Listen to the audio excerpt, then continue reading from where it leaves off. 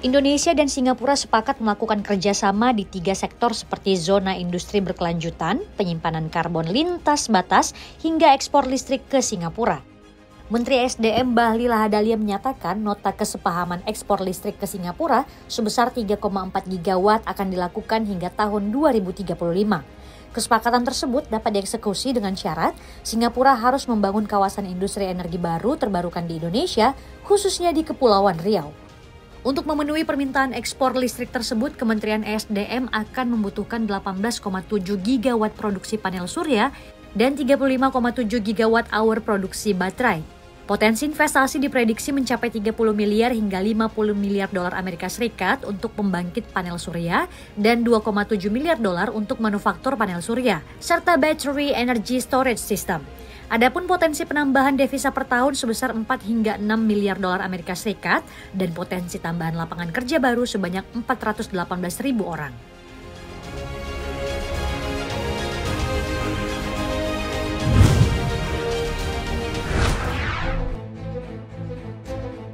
Kinerja penjualan eceran pada April 2025 usai masa libur Lebaran mengalami kontraksi secara bulanan maupun tahunan yang masing-masing sebesar 5,1% dan 0,3%.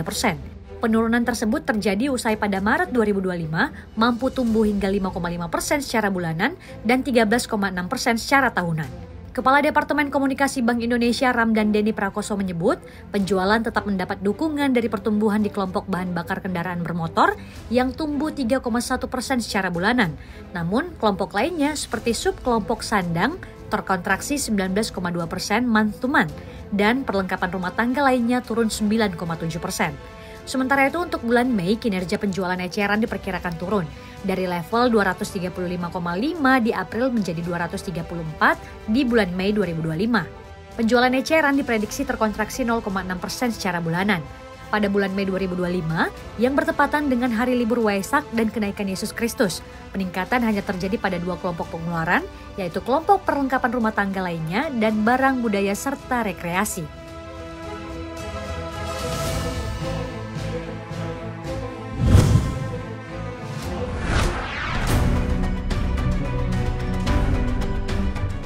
Otoritas Jasa Keuangan atau OJK buka suara mengenai keterlibatan bank-bank swasta dalam pembiayaan program-program pemerintah, termasuk program 3 juta rumah.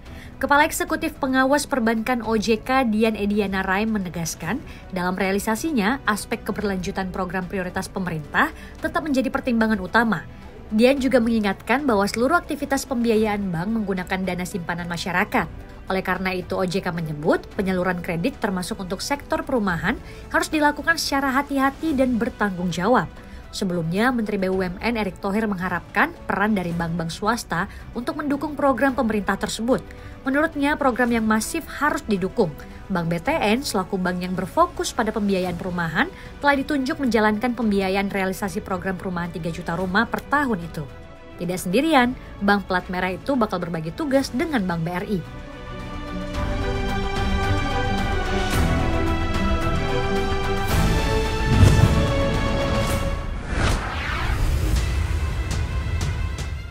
Harga minyak dunia melonjak tajam pada perdagangan Jumat setelah serangan militer Israel ke Iran, memicu kekhawatiran terganggunya pasokan dari kawasan Timur Tengah yang menjadi jantung produksi minyak global.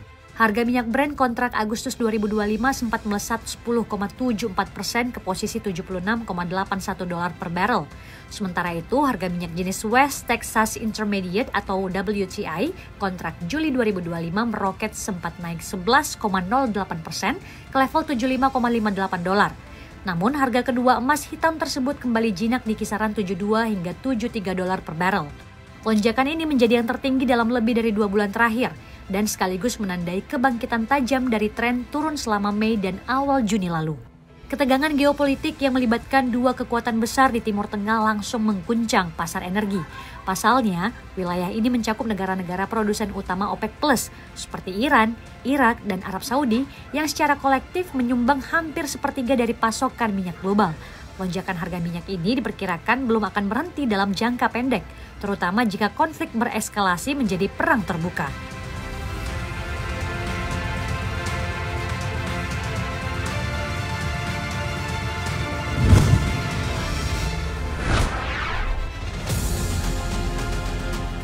Presiden Amerika Serikat Donald Trump kembali mengeluarkan ancaman tarif baru terhadap industri otomotif global. Trump menyatakan kemungkinan akan menaikkan tarif impor mobil dalam waktu dekat dengan alasan untuk mendorong percepatan investasi produsen otomotif di dalam negeri.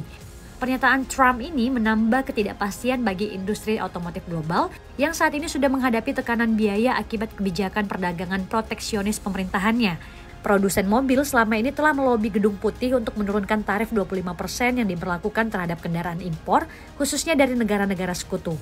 3 besar produsen mobil asal Detroit, Amerika Serikat, yakni General Motors, Ford, dan Stellantis bahkan mengkritik kesepakatan yang akan menurunkan tarif impor mobil dari Inggris, namun tidak mencakup kendaraan produksi dari Kanada atau Meksiko.